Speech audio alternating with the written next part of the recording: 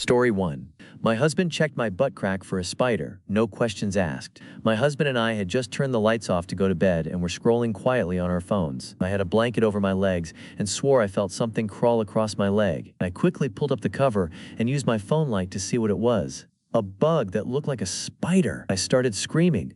My husband and I both fly out of bed and turn the lights on. I can barely talk. I'm still screaming. We are ripping off the blankets, looking on the sides of the bed, doing the most to find that MF. In my panic and creepy crawling feelings, I pulled my pants down, turned around, and spread my cheeks yelling, "Check my ass!" He actually pulled out a flashlight, just to make sure there was no spider in my crack. About 2 minutes later, we see that MF crawling again in the middle of the bed. How this happened, we have no idea. And my husband squashed it with a crock. Now, needless to say, we changed the bedding and very slowly got back into bed. We live in the country, so spiders, although rare, are sometimes out of our control. We still laugh about this to this day, rolling on the floor laughing. Story 2. My first time doing LSD did not go well. When I was around 16, I was in a sort of druggy phase, hanging around with the wrong people and just munching anything that would fuck me up that was put in front of me. My girlfriend at the time was on holiday with her parents, and me being a very fiendish individual at the time made it my mission to deep fry my brain as much as possible. I got a message from my friend saying he could get some LSD, which I'd wanted to try for a while. I'd done MDMA, which classified as a type of psychedelic, so surely I'd be fine. I thought I was not. So after meeting some sketchy guy to get it who said before he sold us it that it's strong and to take a half if we hadn't done it before, I OFC ignored what he said and took the whole thing along with the now 2 friends that decided to do it with me. We wanted somewhere to go to do it, as we didn't really want to be walking around in public, so we ended up going to a friend of one of my friend's houses who I'd only met briefly, maybe once, who also got some LSD from the same guy. We dropped the acid in town, and I remember thinking I'd been scammed or something, as nothing happened even after an hour. But then everything became really funny and colors looked brighter, the usual come-up experience. The effects were getting stronger as we got on quite a long bus up to the guy's house. The floor started getting patterns. Faces looked weird and everything looked wobbly. We eventually got to the guy's house after a strange bus ride, looking at stuff on our phones and laughing at pretty much anything, and went out to his shed, which he did drugs in or something, with tapestries and chairs, etc. And this is where it kicked in like a ton of bricks just smacked me at my feet. I'm not sure how long after we arrived because time felt different, but I stated tripping balls. I forgot who I was and what I was doing and thought that using the shed were the only things that existed. I got strong audio hallucinations with everything that they said just echoing over and over again. I just thought nothing was real. I went into a thought loop but was actually saying the same words out loud over and over again. I'm not sure what I was saying, but I think it was just random words like triangle and square and stuff like that, and the guy whose shed we were in didn't like the fact I was freaking out, so decided to punch me in the face many times, and I was so out of it I couldn't defend myself and didn't even know what was going on. Apparently he even held scissors to my throat or something. Not sure how long after, but I ran out of the shed and kept running in the middle of nowhere in the pitch black. I looked back and saw someone chasing me, so ran into a field and climbed over a fence into, I'm guessing, one of his neighbor's gardens or something. I didn't think anything was real at this point, so started doing weird crazy shit like hitting a car with a plank of wood I found on the floor, putting rocks in my mouth. I think everything was sort of a bit fuzzy, but I'm sure I looked very insane. I ended up in someone's garden smashing plant pots and walked up to their house and tried to open their door because I still thought nothing was real. I heard a dog barking and them shouting they were going to call the police, so I hid somewhere, I think. They came out and saw me, so I talked to them thinking they weren't real and asking them questions like, "Do you know who I am?" and "Do I know you?" and other really weird things, I'm sure, and they ended up being really nice. Luckily, they asked if I was on drugs or drunk or something, and noticed I'd been hit because I had a black eye. I told them I was drunk, and I'm not really too sure what happened now. I started to come back into reality a bit after this, and they let me use their phone to call my parents to come get me, who after seeing me took me to the hospital, where I tried to convince the doctors that I wasn't tripping while their faces were looking all distorted. So I guess don't do new drugs without a trip sitter, and people you know and trust, in a place that you know, is what I learned from this. I've done LSD since, and have had good trips, but nothing as crazy or intense as that. I stay away from all that now other than special occasions. Story 3. Mango and the Shadow People. A few weeks ago my dog passed away. He was a great dog who lived a long life. I, as a woman who lives alone, decided to get another dog. I went to the animal shelter and was interested in seeing a few dogs, but one really stood out.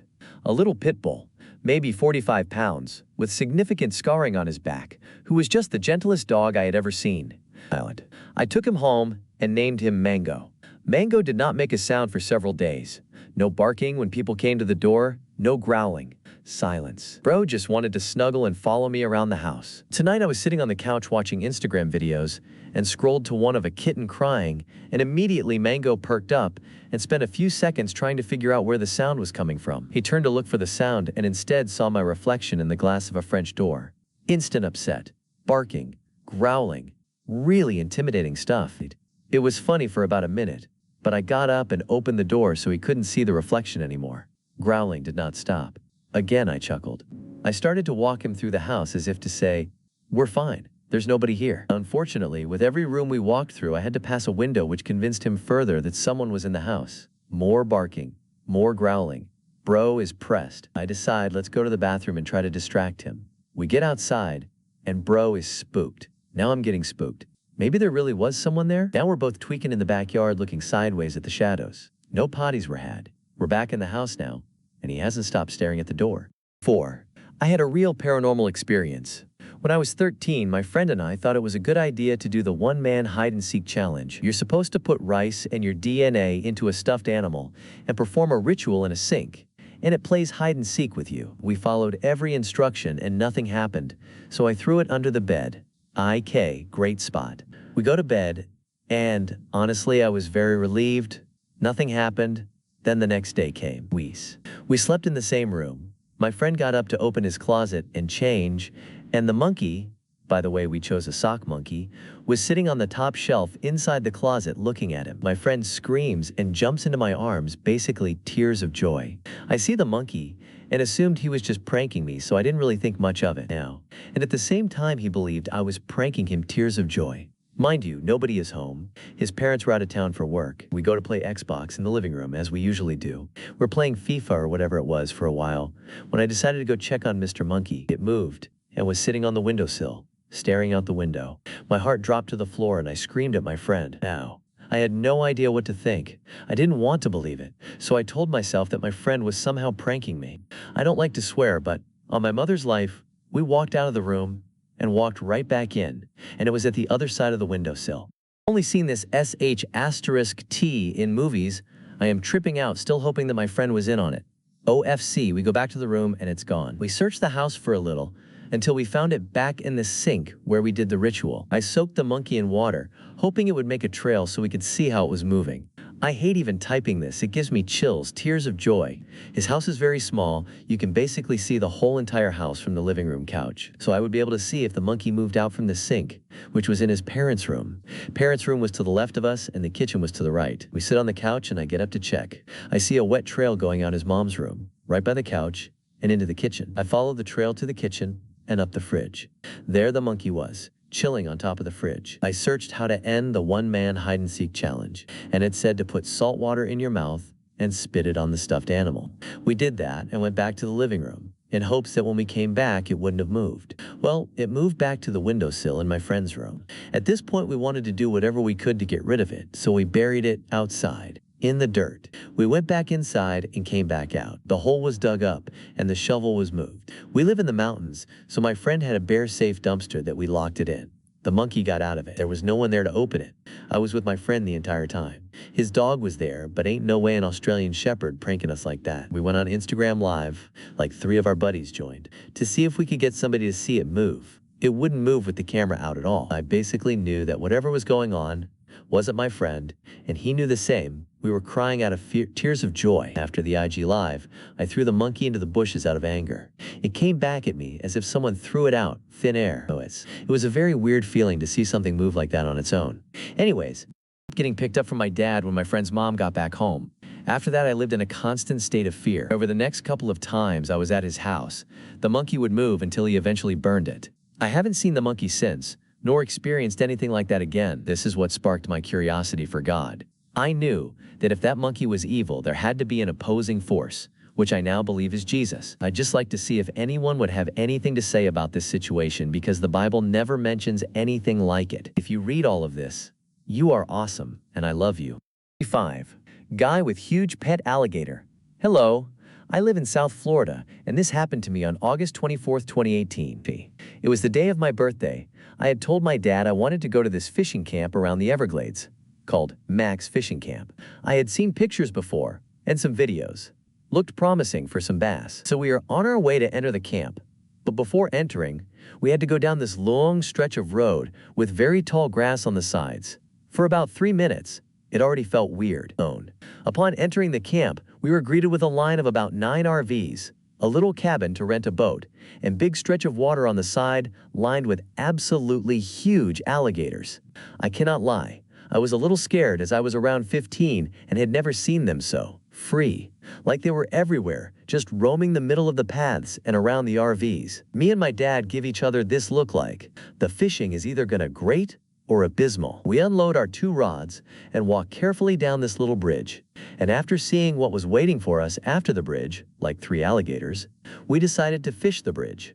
We started getting some bread and threw some hooks out, waiting for a bite. I see this guy, I'll call him Prince, had a "I love leaf and wind" shirt on. He came out of his RV screaming and cursing his dog because it was chasing some lizards. But I mean just insulting this dog, so I thought this guy was crazy. Even the way he walked and talked was off. Fast forward after this encounter, some other people came by to fish next to us, except they were just messing around with this really big alligator next to our lines. They started to bother and probe at this poor gator with hooks, and managed to stick one onto the gator. The gator thrashes a bit, and the dummies leave, and out of the corner of my eye, I see that Prince had been watching this happen, but probably didn't know about the dude sticking a hook into this gator, so about 5 minutes after the other guys leave, Prince comes out just to get close to the edge of this dangerous water, splashing it and making this weird sort-off gator call. Me and my dad thought we had seen it all. Until the huge gator that had been hooked off the side of its jaw comes out of the water sort of humming and emitting this weird sound and get dangerously close to Prince. I could not believe, but Prince jumps into the water and starts calling the gator Elvis, starts talking and massaging Elvis like if it was his pet gator. Me and my dad started freaking out, not understanding what was going on, and Prince just keeps calling Elvis the king, repeating a line like, "You're the king, Elvis," but in a way that was like comforting the gator. I was honestly expecting the gator to bite this guy, but Elvis was like a huge dog, just taking pets. Prince notices the hook on the side of Elvis's jaw and gets re-ally mad and opened the gator's mouth and got the hook out.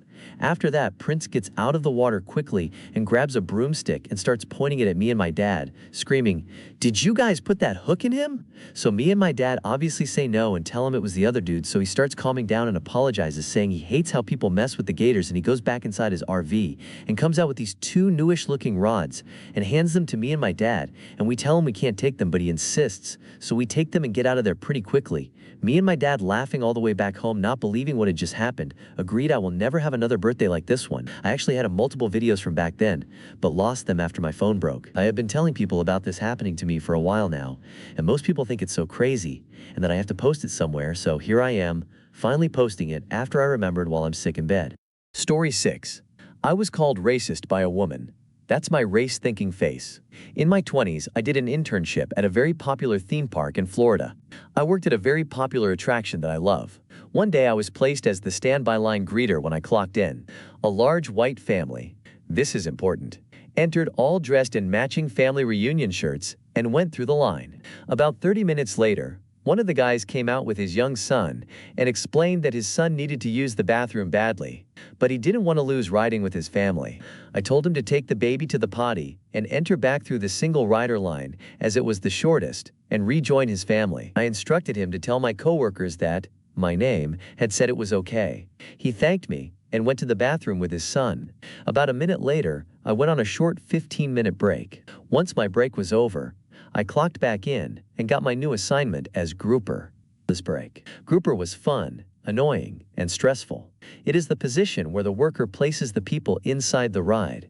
It's like playing human Tetris, and is fast-moving and precise. This ride has 3 seats up front and 3 in the back. If a family has 6, great, the ride is full. However, if a family has 4, we would say 2 on row 1, 2 on row 2. Single. Row 1. Single rider, row 2. This has to be quick as the ride keeps moving. Just as I took my position, the white family from earlier had finally made their way to the front. The man and his son were rushing through the single rider line as well. I greeted them happily and he greeted me happily, because he didn't need to explain anything as I was the same worker, so the process was easy. I placed his family in position and had him and his son join them from the single rider line. Another family with 5 walked up and I placed 3 on row 7 and 2 on row 8 and instructed a young woman from the single rider line to go to row 8. She refused. Me. Ma'am, I need you to go to row 8, please. Woman. No, I want to ride with my boyfriend. Now this happened often, so we were used to it. People got in the single rider line because it was a shorter wait and tried to ride together, but they're place fillers, and that's agreed to upon entry. Me. Ma'am, you're in the single rider line. When you entered the line, you agreed to fill in empty seats. If you want to ride with your partner, you will need to exit and re-enter the standby line or obtain a fast pass. I group some other people quickly while she stands there blocking the single rider line. Her boyfriend looks embarrassed. Woman? No, I want to ride with my boyfriend. Me. I'm sorry, ma'am. I'm going to have to ask you to fill in spaces or exit. Woman. No, like I said, I want to ride with my boyfriend. Me. Ma'am, please exit the line. Woman. You let those white folk ride together, so I want to ride with my boyfriend. Me and everyone in line, flushed. By this time, she's holding up the line and the ride is empty. I'm getting annoyed. Me. Ma'am, step out of line, please. She storms out of the line and pushes me hard with her shoulder. Now, y'all, I saw red, and my whole demeanor changed. Some people gasped, and I heard her boyfriend say, "You always do this." I was about to meet her in the valley of ignorance and crash out when my coordinator E came sprinting over like she was in a marathon. By this time, everyone knew my temper and how I would match energy. She told me, "Go to the break room and take a breather." Some of the guests were yelling out that she had assaulted me, and they would make statements. It became a thing, and security was called. I went to the bathroom as I was shaking and crying, not because I was scared or sad, but because I was infuriated. I was ready to throw hands. When I went back to the break room, one of my managers told me I wasn't at fault, but security needed a statement. I said okay. The security walked in to us. He was Hispanic, and so fine. I wanted to add this because it made me feel a bit better. Relieved face. He just stared at me for a minute with a confused expression on his face. Hot security guy. My name? Me. Yes, that's me. Hot security guy. I'm so confused. Me. Why? Hot security guy. The young woman said you were racist. She said you allowed white people to ride together from the single rider line, but not her, because of her race, but you're the same race. Me. She's an idiot. Face with rolling eyes. The security guard just laughed, took my statement, and escorted the couple out the park. Needless to say, they were banned for life. Edit. I know people can be racist against their own race. However, that is not what was happening in this incident, she was assuming, and became belligerent. 47. I hate my father. I hate my father. I've hated him ever since I found out he cheated on my mom. He's never a good father to begin with. He would rather spend the holidays with his group of friends who are cheaters like him. Birds of a feather stick together is what I usually mumble to myself whenever he brings home his friends from work. In my country, divorce is not legal, so my mother is stuck with him. So are we. My siblings all don't like him either because not only is he a cheater, he's also a drunk that slobbers all over our house and treats us like maids to be at his beck and call. He was never really there for me and my siblings back when we were young. Always out and about, messing with girls and drinking with his friends, so we barely had any good memories with him. He never liked what me and my siblings want, never tried to at least have fun with us whenever we watch cartoons, play card games, or be happy for us when we're happy. If he's angry, he'll curse us all and sour our mood to match his. He never lets us enjoy things we want, because if he's feeling a certain mood, he'll involve us all to make him feel better. I never really understand what my mother saw in him. When they were still dating, he had already cheated on her twice. I would have appreciated never being born if it meant my mother would have never end up with that bastard. I'm ashamed to call him my father. I'm starting to think he never really cared about us, just doing the bare minimum to keep my and my siblings alive. It's good that he never got the son he wished for, because he doesn't deserve to corrupt an innocent child that will be our sibling.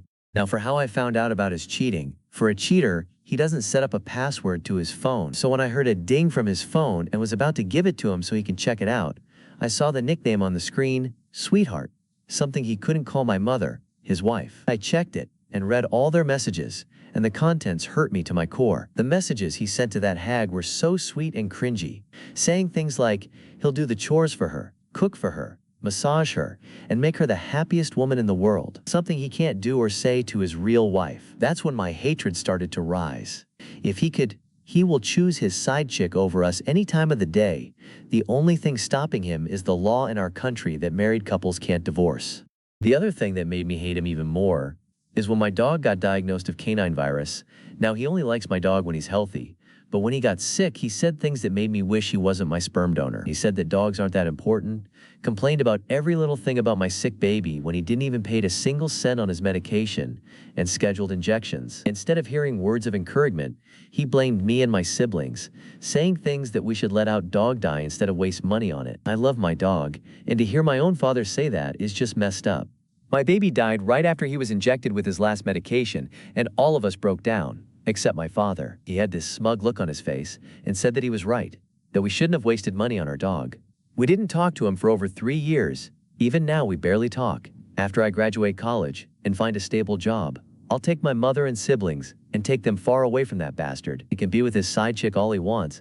I'll find a way to get them divorced. I don't want to give him a single cent when I finally start making money. My uncle and grandfather were the ones who helped me and my siblings enroll to school. They paid for my tuition, as well as my siblings. He did the bare minimum of giving us lunch money to school, and it's not even enough to buy me packed meal. I never want to see him again after I graduate college. He's nothing but a bad energy. Story 8. I met a murderer and gave him a ride. Some drugs money involved. I'm not joking, I was chilling when I felt like I should write this somewhere, so I knew a place, Reddit. Stay. I don't know if this is the right R, but let's try. I talked with a sicario, I'm Italian, near Venice. Stay. He was old, like 60 yo. And we were in company of my friend, his father, and this man. We all smoke weed. And since I was a kid, I frequently saw my friend's father and this man with huge quantities of weed and hash. One day the man started to tell us a bit about him, about his home in Egypt, Turkey, house in Switzerland, and a restaurant in Amsterdam. He owned a Ferrari and stuff like that. I knew something was big off. I knew how he got the money, but we talk in kilogram across borders and imports from outside Europe, so there was something bigger for sure. I started understanding how dangerous that was when my friend's father allegedly fell off the stairs and broke his leg. 2 to 3 ribs and a wrist. It was the sicario. That was when my friend told me what his father told him. I met that man 2 times more. The first one was a quick hello and a pat on the shoulder. The second one, well, I was in the car with my friend and we met him across the street. We stopped, like dumbasses, to say hello, and he asked for a ride. He was drunk and agitated. He started yelling about my friend's father, about how he was going to kill him over $15K that he has lost, bought a ring for a girl, and stuff like that. Him in front of the house. Yes, my friend actually gave a ride to the man in front of the father's house while he was saying he's going to kill him. We went away quite memeing. We didn't really care, we based AF. When mom called and said that my friend's sister was in the house alone and not his father was at his mom's place hiding. So we went back, got inside, found the man talking nonsense to the sister, took the sister and back home. Allegedly, the man is hiding from Egypt police and other people. Allegedly, he killed 2 men in Egypt and 1 in Turkey. Allegedly, he was the one beating up my friend's father. Allegedly, he stole all the money and gold bars from my friend's mum house a year later, break-in. Only a handful of people knew where the gold was. Story 9. I have realized I am not really fond of my mother. I don't like my mother at all because she is indifferent towards me than my younger brother. He has always been her favorite child since start. Just whenever we are having any fight, and it gets kinda serious, she immediately budges in and tries to shut me up so that I don't say anything to him, which hurts him. She doesn't even let me mildly swear at him ever, because it could affect his mental health according to her. But in parallel, he ends up saying stupid stuff to me all the time in name on joke, and she ends up laughing off on him. When I try to point out her behavior, she immediately becomes defensive and tries to blame me for my temper issues, saying that she wants good for me and doesn't want my issues to be serious, because I have to get married someday, and no one would tolerate my anger like she does. One day I was being back from office via bus, and it was raining heavily. Usually I ask my brother to come pick me up from bus stop, but that day it was raining heavily, though it stopped once I reached the bus stop. That day when I called my mother to send my brother to pick me up as it would rain, she immediately said no. She won't send him as he will get wet in rain and will fall sick, and I should take a taxi. Instead, it was so disturbing. TBH. How come his health is so important, but me being a girl and traveling late hours to him in dark, and that too, that kind of weather, what if something bad had happened to me? She didn't give a fuck about any of those things and immediately denied me. Also, whenever it's her marriage anniversary or birthday or anything, she indirectly expects me to buy gifts for her all the time, and if I don't, then she will start taunting me indirectly and feeling pity on her. But my brocher has also started his internships and has earned enough, and all those times, she never made him feel like he needs to buy gifts for her or anything. Also, whenever I buy something for myself, she starts taunting indirectly, saying, she's earring now, obviously she will enjoy only what else she'll do. She's so jealous of me being financially independent that she has eyes on all things which I do. Also, because my father is fond of me and he pays extra attention to me than my brother, she taunts him as well, saying how much love between father and daughter. You don't caress your son like you do to your daughter. I hate that woman from the bottom of my heart. She is the sole reason of my mental health being fucked. I swear she makes me feel like crap every time. Story 10. It's been 26 years since she left. Everyone said it would go away. I tried. I try every day. It didn't. I don't even talk about this with my therapist. I stopped talking to my friends about it decades ago. It's one of the greatest shames of my life. I've always been attracted to women above my weight class, and my prior relationships were also intense and somewhat obsessive. I still remember a lot of them fondly, but I always could move on. Then, when I was 21 years old, I met this shining star of a person. This was different, and if I believed in the one, it was her. It was every bit the stereotypical Hollywood story. Just a complete connection on every level that lasted a scant 10 months. I was as in awe of her as in love. She was at one of the most prestigious acting schools in the country, the top student in her class. I know it sounds like I just worshipped her, but that wasn't it. That was in addition to a relationship that was all passion and positivity, just lifting each other up and caring and laughing and loving. We met the January after I'd graduated from college. She left for summer vacation in around May or June. We saw each other that summer in her Midwestern family home and again on vacation. It was incredible. We emailed and talked all the time. I still have those emails. She came back in August, and the pressure of that school destroyed her. She admitted it. I watched her relationship shatter and waited my turn. She broke her back and didn't go to the doctor until 3 weeks later. She was falling apart and broke up with me at our Italian restaurant in late October of '99. She bawled as she did it, ran away midway through and threw up in the bathroom. There was a fine mist hanging over the NY streetlights as she left me standing at the restaurant. Her little sister begged me days late to talk her into getting back together. I told her I had to respect her wishes. We saw each other a few times soon after. It was brutal. She had just changed into an alien. I spent years listening to friends say to give it time. Time heals all wounds. It didn't. I dated. A lot. Lived with people. Loved them but not the same way. We saw each other in 2004 at a wedding. Started talking. It was as easy as it had ever been. But she lived in NY, and I lived in LA. And if there was any chance of starting over, I wouldn't have known how to ask. I met my now wife. I love her. We have a kid with profound special needs. The ex and I never saw each other again. She lives in Jersey. I've been married for 15 years, with my wife for nearly 20 now. My ex could show up here naked and begging, and I would say no. I would never leave my wife. I love her, but time never healed that wound. I'm just broken. I never found out what happened between as July bled into August. I know she felt the same as I did, and I can't stop wondering if she ever regretted ending it. What was it that happened? Was I just wrong the whole time? And I wish I could just ask her and understand, and finally truly move on. Story 11. He demanded to be let on. In my 20s, I did multiple college internships at a popular theme park in Florida. One year, I enjoyed myself greatly by working at a very popular attraction at one of the parks. This particular theme park hosts annual meetings and special events for the many shareholders and partners. They would get there early and have meetings, eat, have more meetings, and then they were given special cards that allowed them access to the parks for 2 hours after closing. During these days, the parks closed early or stayed open late. The park I worked at closed at 9 p.m. after a beautiful fireworks show. We were staying open until 11 p.m. Regular guests were to leave the park as usual, so that the shareholders and partners could have the 2 hours to themselves. It was interesting watching adult men and women in business attire giggle and run around like young children in the night. On one particular extended night, I was stationed by the Fast Pass machines. These were machines that use ASTO-administer ride reservations once a person's room key or park ticket was inserted. The machines had been programmed to only recognize the cards given to the shareholders and partners after 9 p.m. An older gentleman walked up and inserted his card into a machine. I watched the man try a couple machines to no avail before I walked over and politely explained that the park was now closed. The man looked around at the giggly, well-dressed shareholders and partners using the machines and entering the ride and stared at me angrily. "Man, it doesn't seem closed. Why are these people allowed in?" Look of triumph. Me. "Yes, sir. The parks are holding a special event for certain members," what we're told to say. But unfortunately, it closed at 9 o'clock for other guests.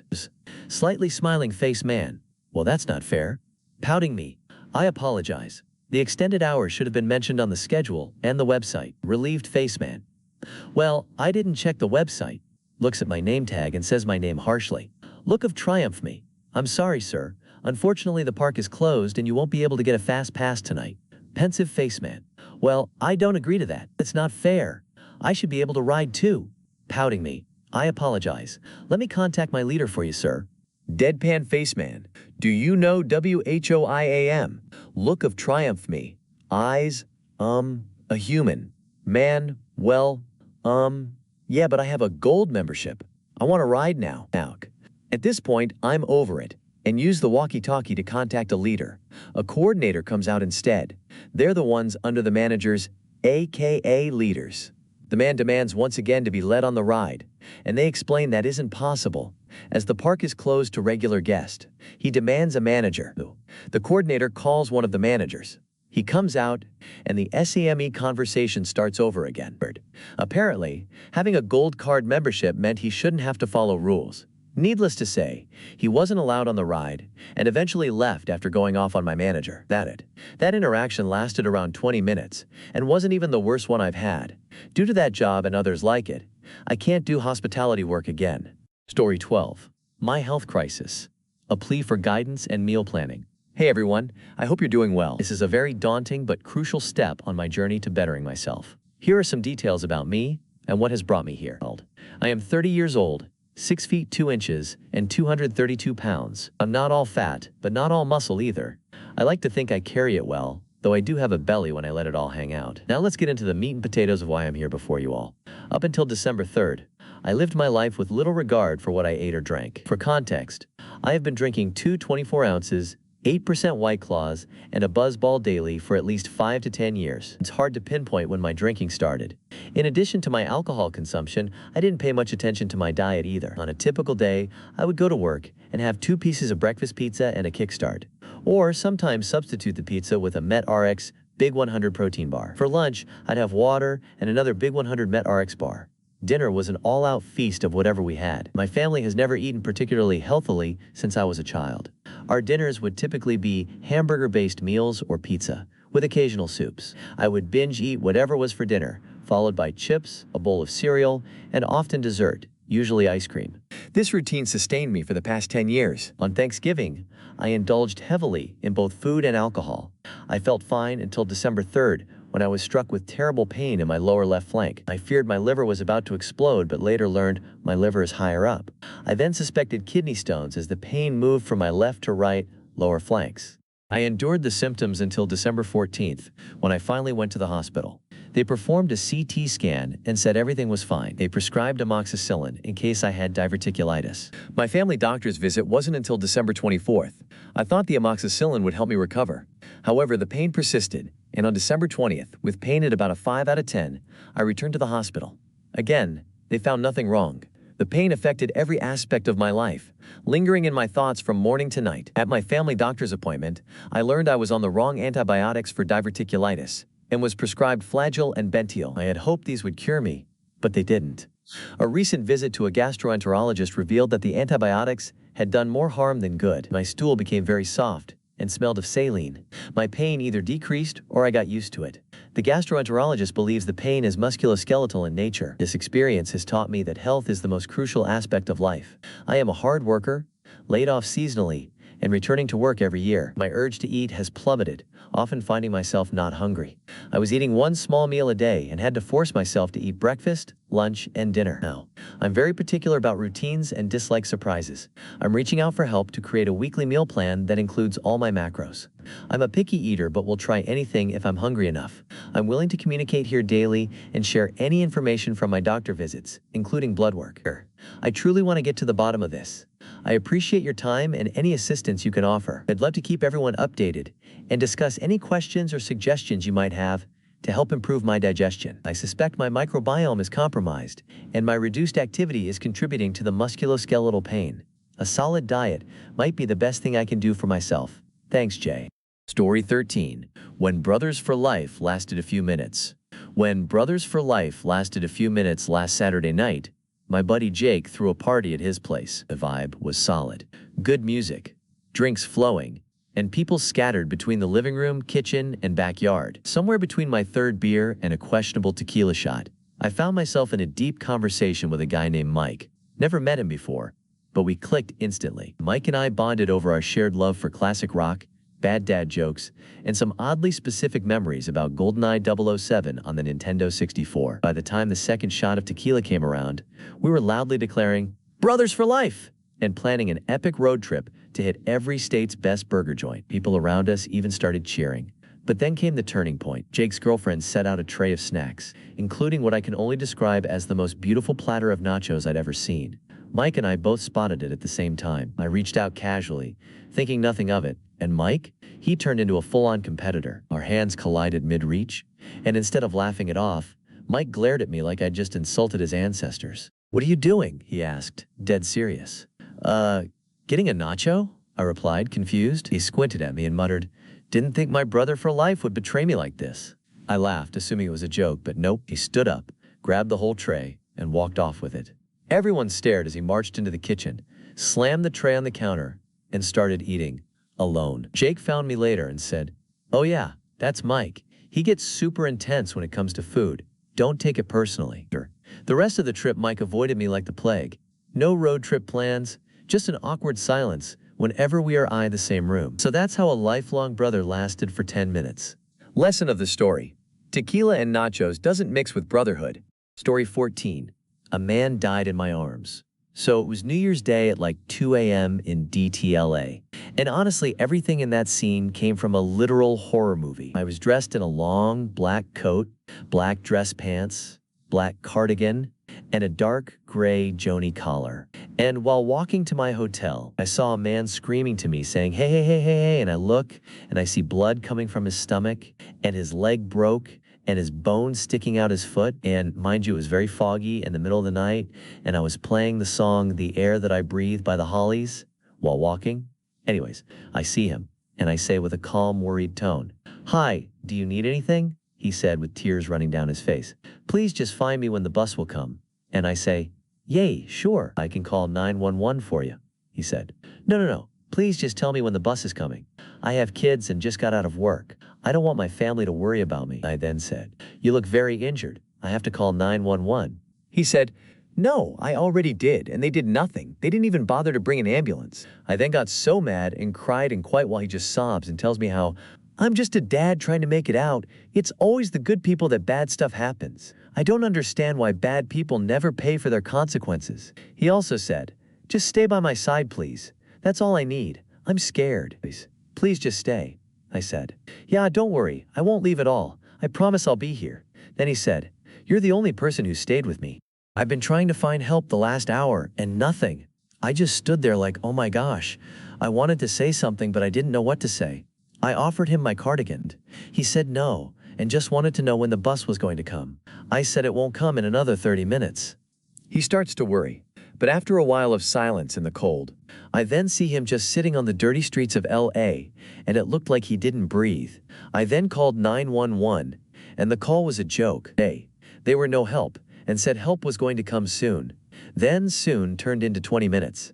It felt really bad, but I had to leave because I thought to myself, I look so suspicious next to a dead body. Yes, especially since I have a mostly all black outfit with a long coat. It literally was to the ankle. So then I just ran crying into the alleyways of LA, and the song I mentioned earlier was for some reason on loop. Also, the outfit I wore was from a movie of a girl at the end dying because someone stabbed her in the stomach, and the outfit was inspired by her friend in the movie. I then got mad, sad, terrified, scared, and all mixed negative emotions. I literally just went back to DTLA and just sat there in the middle of the night and just kept thinking, how can people be so cruel? Hush. I'm just sharing this because, for many reasons. Story 15. Conscious and unconscious state at the same time. Today, me and another family member were supposed to go somewhere and get lunch. Now, I'm very sleep deprived. I've done about 3 all-nighters during the week, and I haven't really left the house in some time. I tried not to go and rest on my bed, as every time I do that, I end up waking up 5 hours later and miss the whole day. Despite that, I ended up going to rest on my bed while I was fully dressed already, this is relevant later, after setting about 5 alarms so I could get up on time.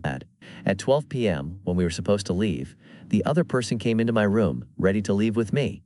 This is where it gets interesting. Apparently, as they came in, the alarms rang, and I jumped out of bed, fully ready and enthusiastic, and said, "Ready to go?" After that, the family member saw that I was tired and canceled the plans and told me to go back to sleep. The thing is, I never remember hearing the alarms. I never remember getting up.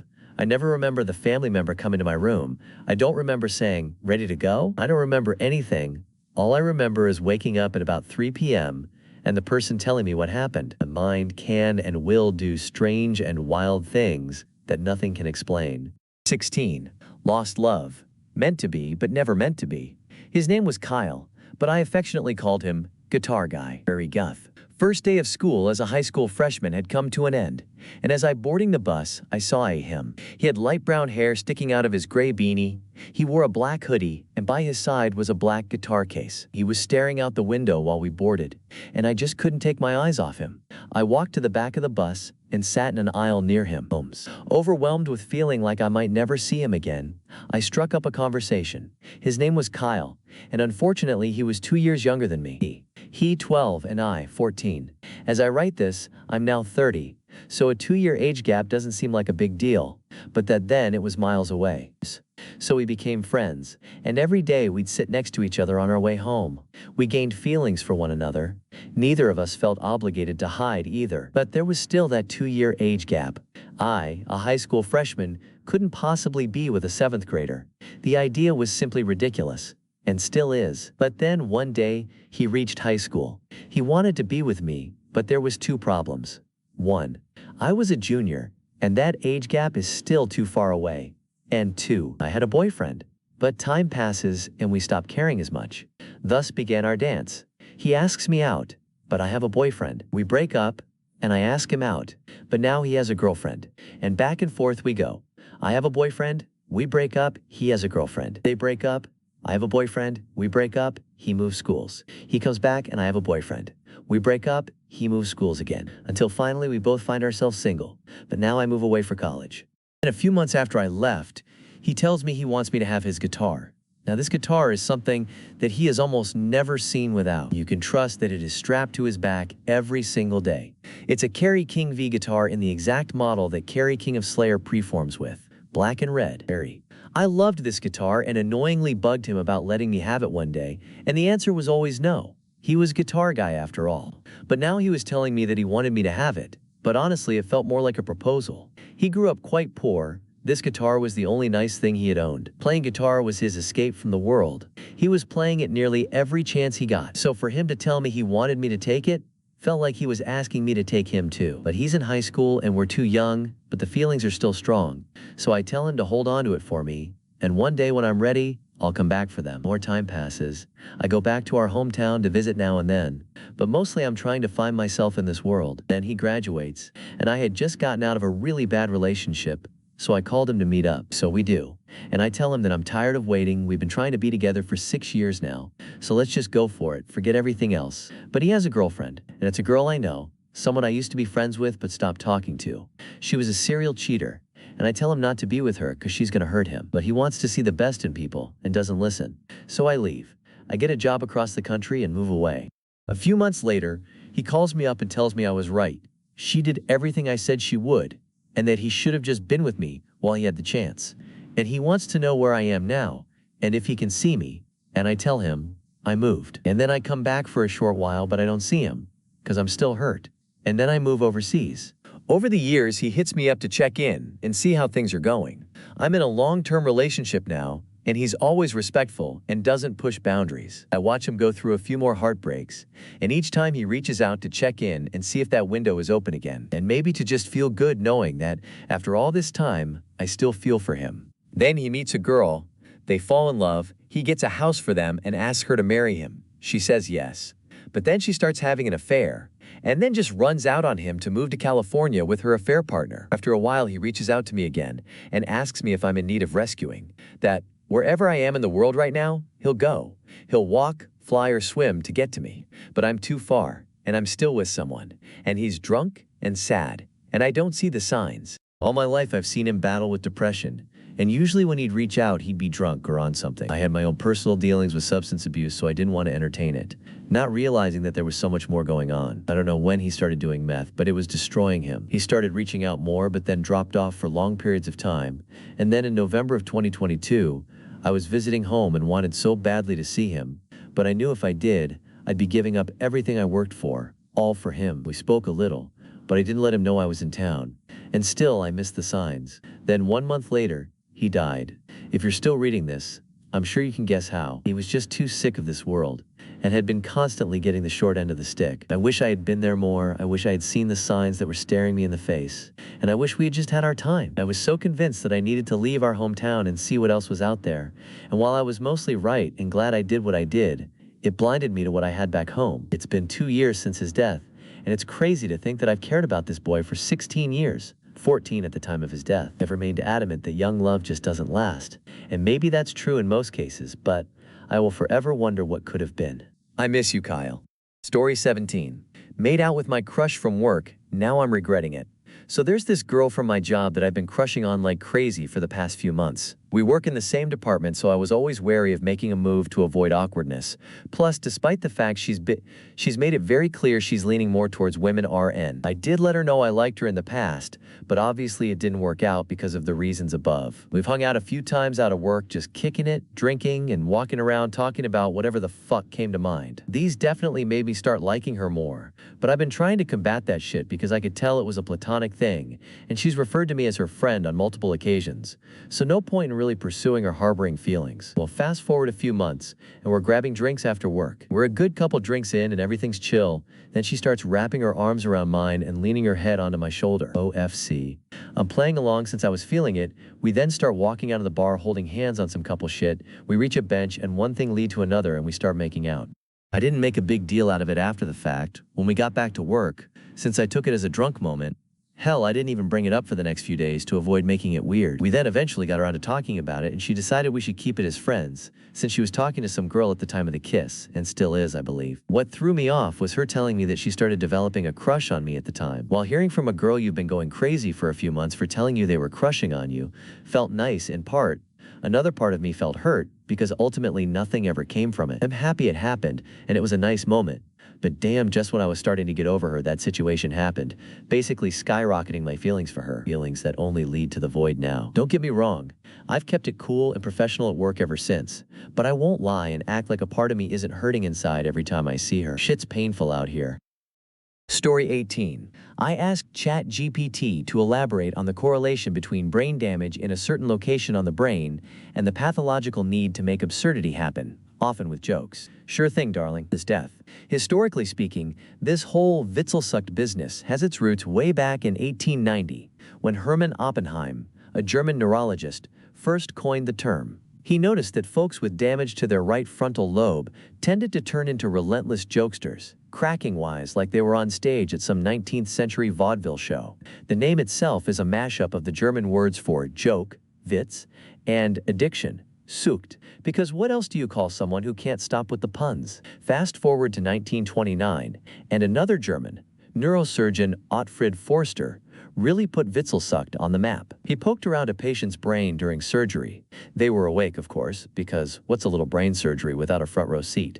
And suddenly, this poor soul started spouting multilingual puns in Latin, Greek, Hebrew, and German. Imagine being so cultured that even your brain damage is erudite. The modern era brought UCLA neurologist Mario Mendez into the picture. Since 2005, he's been documenting cases of people like me, folks who can't help but see humor in everything, even if it's a grim situation. One poor fella brought his doctors 50 pages of jokes.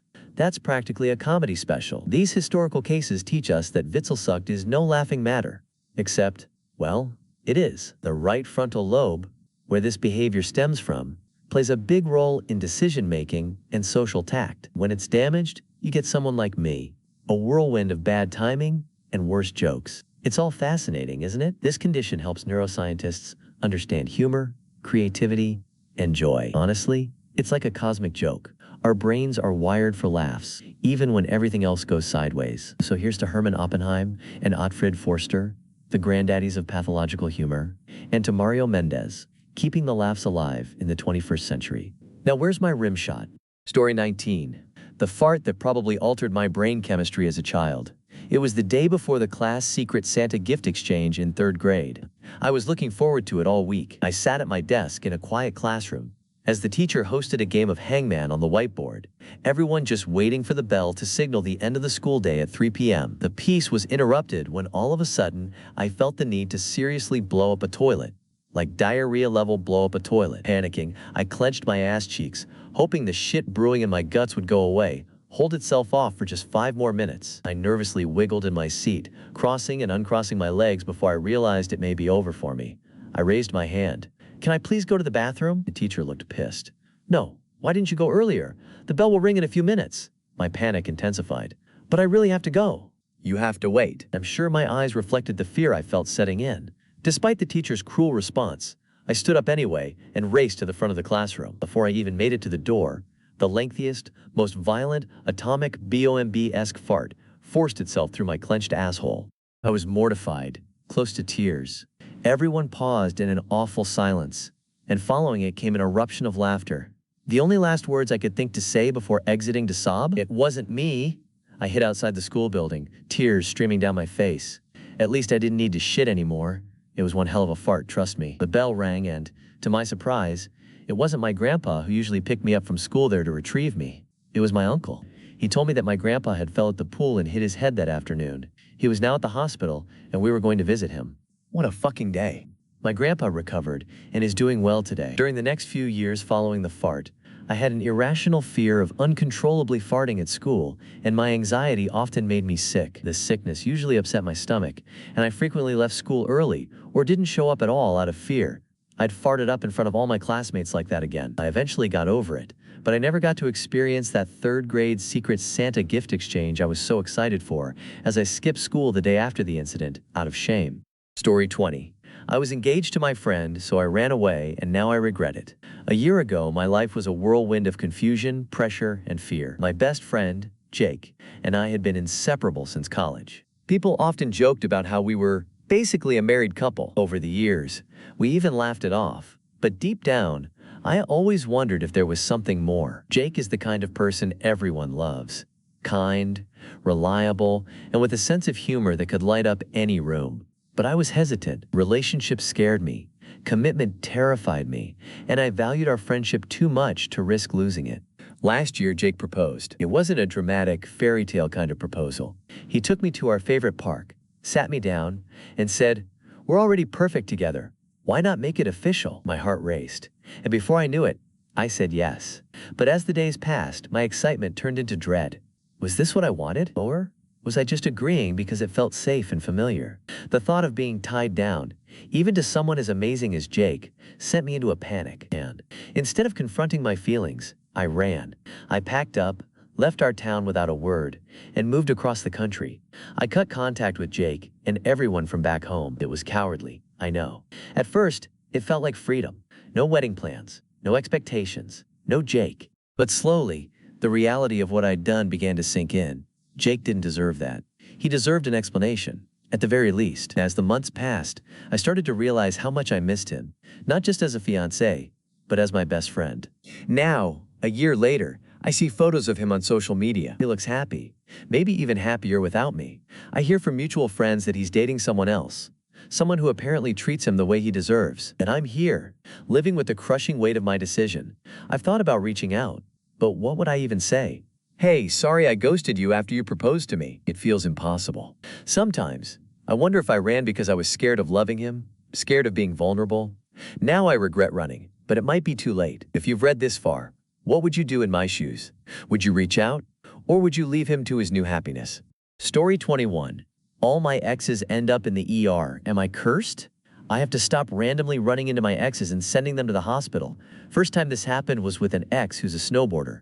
I was at a random slope, not anywhere near where either of us usually snowboarded. I was there with a date, and we were sitting, waiting in line for one of the jumps. My gaze was randomly locked on the in-run to the jump on the opposite side, and all of a sudden I saw a very familiar profile. No idea why. Maybe he recognized me from further up the slope. But as he approached the jump, he looked directly into my eyes before shifting his eyes to the guy the first was there with, back to me, and then back to the jump. We had broken up 4 months prior because I want to be free to F***ck whoever I want, and I can't do that when I have a girlfriend. I guess I'm glad he dumped me rather than cheated on me. Rumor had it he didn't do well on the I'm a snowboarder market. He's good, but not talented enough to have girls throw themselves at him.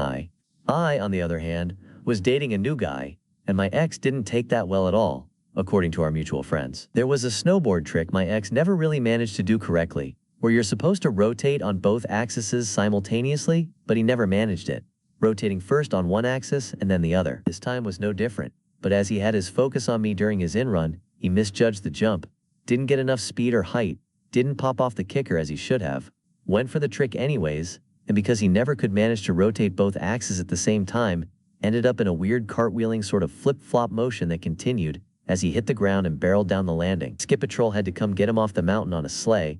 An ambulance met him at the bottom of the slopes and took him to the hospital. A severe concussion, because only losers wear helmets. Fractured ribs, dislocated collarbone, broken arm, wrist and thumb, and damage to his Achilles tendon.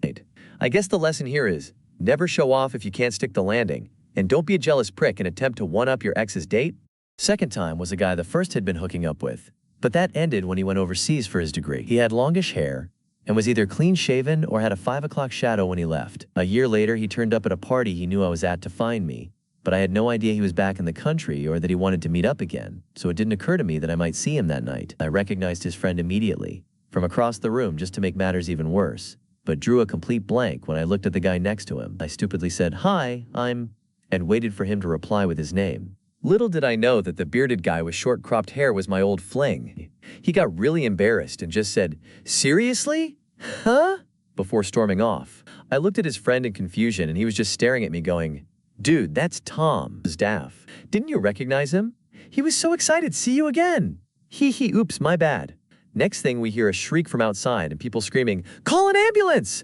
Huh? Tom had slipped on the ice, face planted down the stairs, and ended up in a crumpled, bleeding mess at the bottom. Ambulance to the hospital, dislocated shoulder, fractured scapula, broken nose, and a couple of teeth knocked out.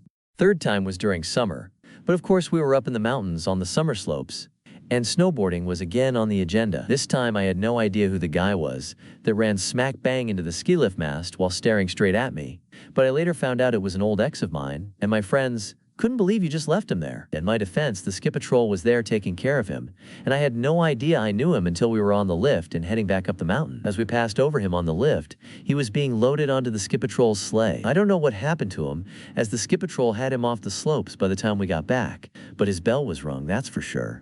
Fourth time was my turn. Again, snowboarding is not my friend when running into old BFS. In case you aren't familiar with rails and boxes, when the sun is on them during the day and then disappears in the afternoon, they go from a smooth ride to full stop. I jumped onto a box. My snowboard stuck to it like crazy glue. I fell forward with a bit of rotation left in my body, smashed the inside of my knee down on the box, and my entire kneecap popped off and ended up on the outside of my knee. It was so painful, everything went dark for a second, and as I crawled off the box, my kneecap audibly popped back into place. I ripped my ACL severely, but luckily it didn't tear off completely, and my knee swelled up to the size of a basketball. I had to borrow men's XXL size shorts. Nothing else would fit over my knee. As I managed to get myself off the box, I heard someone behind me say, "Oh my God, that was insane. Are you okay?" I turn around and look straight into the eyes of my high school crush, BF. "We're Norwegian. This happened in Australia. WTF? How does that even happen? Is nowhere safe? Huh. I'm seriously worried someone might die from this one day." I don't believe in the supernatural, but at what point do I stop believing in coincidences and go find a witch or witch doctor to have this curse removed? Rolling on the floor laughing. Story 22.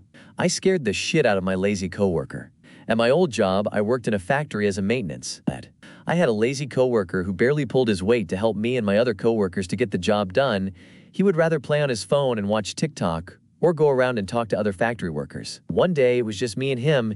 He went into the bathroom, and he was in there for 30 minutes, and I went to check on him to see if he was okay. But as I walked in, he was standing there watching TikTok with his back turned, and I slowly go up behind and I screamed at him. He jumps and he let out this screaming wet duck fart. He runs into the stall and starts screaming, "You made me shit my fucking pants! These are the last clean underwear and pants I have. And I burst into laughter, which enraged him even more. He stays in there after 30 minutes cleaning himself up. As he came out, I see a massive brown stain on his pants. I burst into more laughter. For the rest of the shift, every factory worker kept coming up to him and asking him if he's been taking it hard in the ass lately. 23. I checked my grandma's pulse. I replay the fatal car accident I was in. The blood, the smells, and the pain all still feel as vivid as the day it happened. We were traveling, caravan style, with my grandma, 3 cousins and I in one van and my other relatives tailing us in another car. We were traveling north from SoCal to visit family in San Francisco. It was supposed to be a chance for me and my grandma to bond, as we weren't the closest. She was always fun to talk to. We spoke about conspiracies and politics on the way up. The darkness that surrounded us made these conversations all the more fitting. The traffic that I would have considered unbearable seemed like a walk in the park because we were talking so much. I felt the closest I've ever felt to her and was starting to finally open up more to her. The 3 cousins in the car with us were younger, twin girls, 6, and their sister, 10, who so happened to be a twin as well, but her twin brother was in the car behind us. This trip that should have been 5 hours stretched into 8, then 9, and now was coming up on 10 due to the all-road work. That's Cali for you. Just as we broke free from our last traffic jam, a drunk driver swerved into the car in front of us, causing everyone to brake. However, a semi hauling a load failed to stop and flew like a bat out of hell in our direction. My grandma, who was still wondering what happened in front of us, failed to notice the semi behind us. Everyone who spotted the semi moved out the way. Unfortunately, my grandma didn't. "Did you see that?" was the last thing my grandma said, before everything went into slow motion. I don't know if anyone has been in a situation where you just notice every detail and time just doesn't feel real.